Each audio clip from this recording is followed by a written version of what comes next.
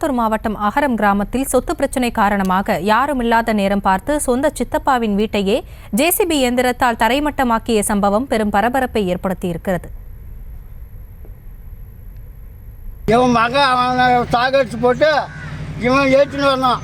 நாங்கள்லாம் இது பண்ணி நாங்கள் தான் எடுத்து போட்டோம்.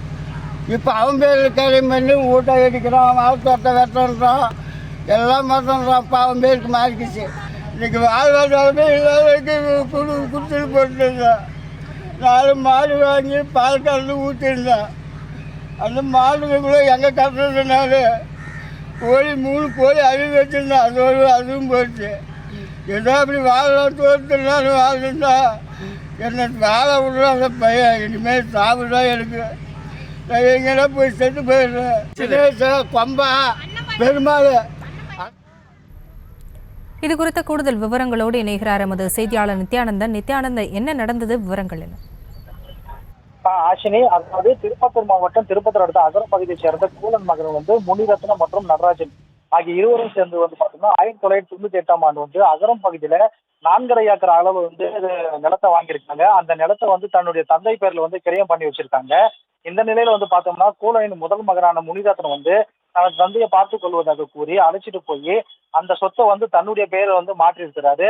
அதன் பின்பு தந்தையை பராமரிக்காம விட்டிருக்காரு.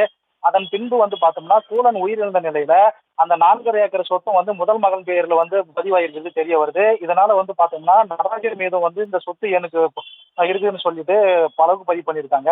அதன் பேர்ல பார்த்தோம்னா நடராஜன் தான் யாத்திரப்பட்டதை அறிஞ்சு இந்த சொத்து எனக்கு சொந்தன்னு திருப்பத்தூர் நீதிமன்றத்துக்கும் வழக்கு பதிவு பண்ணியிருக்காரு. இந்த நிலையில பார்த்தோம்னா முனிரத்னம் கடந்த 7 வருடங்களுக்கு இறந்து விடுறாரு.